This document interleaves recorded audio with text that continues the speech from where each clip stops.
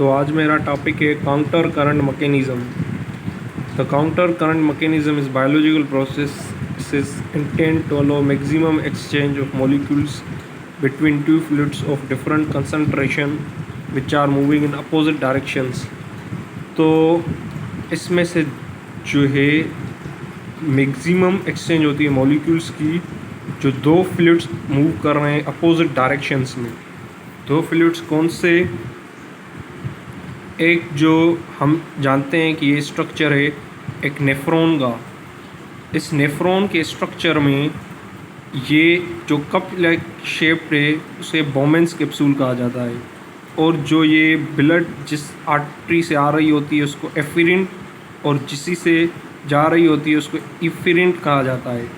और ये एक किडनी हमारी एक बुक्की का हिस्सा है। किडनी जो है उसका ऊपर वाला रीजन जो है, मेरी प्रीवियस वीडियो में जो मैंने बताया था वो कोटेक्स है, जैसा कि यहाँ पे भी आप देख सकते हैं। और उसमें से जो ये पिरामिड्स वाले रीजन है ये मेड्यूला है। तो नेफ्रॉन का कुछ हिस्सा कोटेक्स में आता है, कुछ हिस्सा मेड्यूला में आता है। जो हिस्सा मेड्यूला में आता है ये यू शेप्ड थिन हिस्सा, उसे लूप ऑफ हेनली कहा जाता है।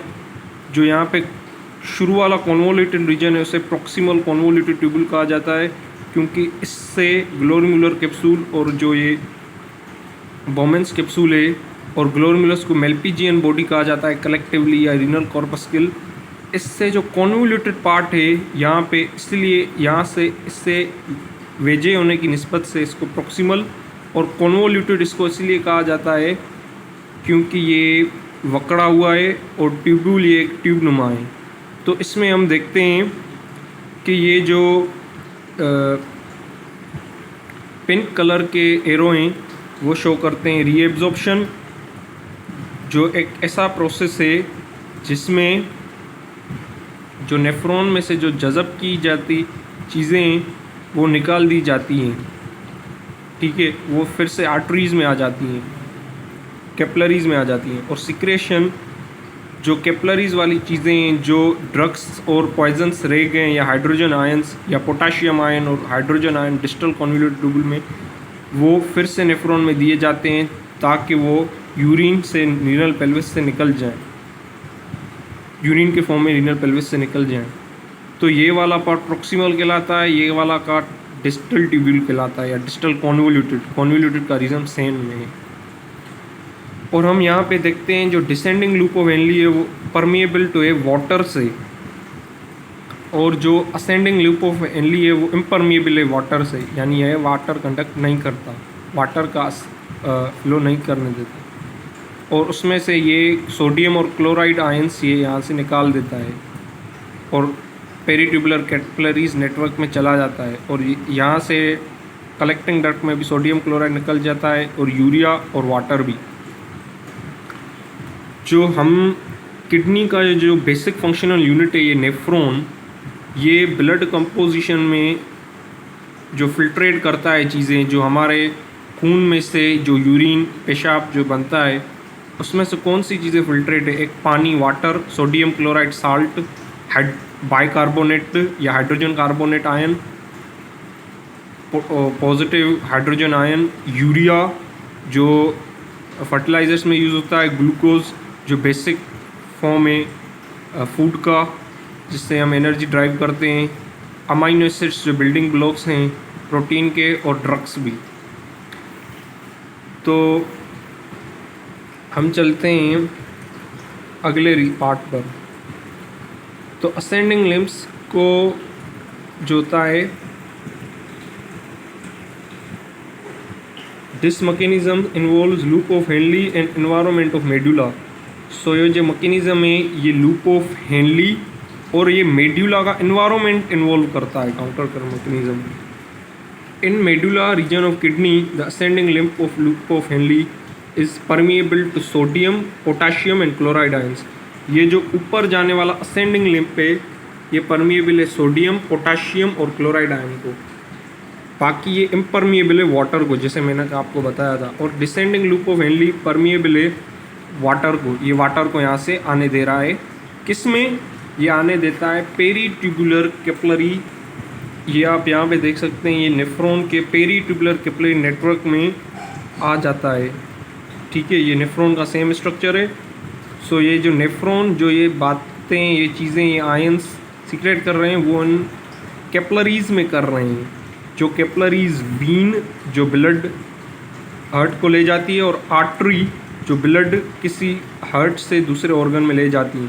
ये यहाँ पे नेफ्रॉन से फिल्ट्रेशन, मीनिंग हमारे ब्लड को साफ करने के लिए है। Ascending limb cells have specialized ionic co-transporter protein, each allow one sodium, one potassium and two chloride ion, hence allow a lot of ions to move out from the entire limb. So जो ascending limb पे ये allow करता है sodium, potassium, हम देख सकते हैं sodium, chloride, और क्या कहते हैं, एक सोडियम अलो करता है, एक क्लोरीन अलो कर, एक पोटाशियम अलो करता है, 2 क्लोरीन, और हेंस अलो करता है बहुत सारे आयंस को लिम्ब में से मूव आउट करने में। कौन सा, ये हम देख रहे हैं असेंडिंग लिम्ब। इसमें को ट्रांसपोर्टर प्रोटीन्स होती हैं, जो हम यहाँ पे देख सकते हैं, को ट्रांसपोर्टर प्रोटीन होती है। While these ions are actively absorbed from the ascending limb and accumulated in medulla, when these ions, और जब ये आयंस एक्टिवली ट्रांसपोर्ट किए जाते हैं, रीएब्जॉर्ब हो जाते हैं असेंडिंग लिम्ब में, और फिर अक्यूमुलेट होते हैं मेडुला में, it makes medulla environment hypertonic. अब हम बात को समझते हैं। ये जो आयंस अभी इससे जा रहे हैं ना, वो फिर रीएब्जॉर्ब होते हैं, और वो रीएब्जॉर्ब होते हैं एक्टिवली मीन्स लोअर कंसंट्रेशन से हायर कंसंट्रेशन पर, और ये मेडुला के इन्वायरमेंट को hypertonic mean excess of salt से भर देता है। और ये आयंस की जो मौजूदगी है वो फैसिलिटेट होती है स्टीरॉयड बेस्ड हार्मोन अल्डोस्टेरोन से, जो कार्टेक्स रीजन एड्रिनल ग्लैंड से सिक्रेट होता है। और मैं आपको कार्टेक्स रीजन एड्रिनल ग्लैंड का दिखाता हूँ। तो हम देख सकते हैं यहाँ पर जो किडनी होती है उसके ऊपर ग्लैंड होता है एड्रिनल ग्लैंड। ये एड्रिनल ग्लैंड में जो ऊपर वाला ये जो हिस्सा है इसे एड्रिनल कोर्टेक्स कहा जाता है, जैसा कि आप यहाँ पे लेबल भी देख रहे हैं। और दूसरा अंदर वाला हिस्सा को एड्रिनल मेडुला कहा जाता है। सो ये एड्रिनल कोर्टेक्स जो होता है वो हार्मोन रिलीज करता है जिसे हम कहते हैं अल्डोस्टेरोन।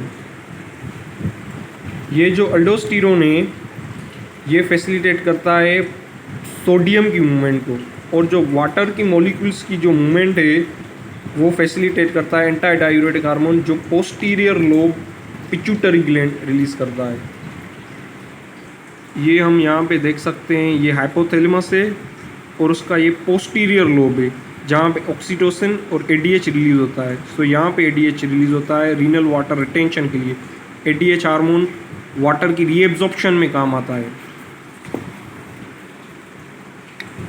और जो दूसरा कंपाउंड है जो इंक्रीज करता है ऑस्मोटिक ग्रेडियंट इनर मेडुला में, वो है यूरिया। ये एंटर करता है मेडुला को कलेक्टिंग डक्ट से और अदर आयंस से, जैसा कि हम यहाँ पे भी देख सकते हैं, ये कलेक्टिंग डक्ट से आता है यूरिया। और ये एंटर करता है मेडुला में और अलोंग विद अदर आयंस, और ये भी रीएब्जॉर्प्शन में वाटर की में मदद देता है। इसको कहते हैं counter current multiplier.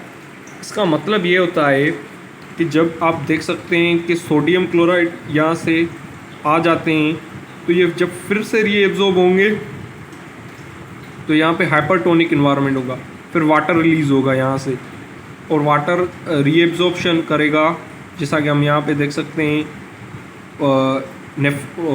Peritubular capillaries में। वाटर रीएब्जॉर्प्शन ज़रूरी है क्योंकि हमें अपने बॉडी से पानी को सेव करना है और पानी बचा के रखना है।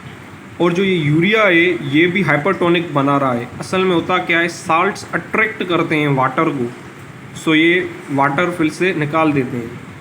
इसको कहते हैं counter current multiplier. Counter means किस चीज़ की अपोजिट, करंट मीन्स उसका किसी भी लिक्विड का जो फ्लो है, और इसका मल्टीप्लायर उसको ज़्यादा से ज़्यादा इफेक्ट को बढ़ाते हैं।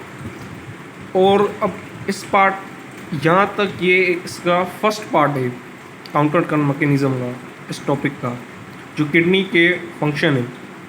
अब इसका जो दूसरा पार्ट है वो मैं अलग से वीडियो में बनाऊँगा।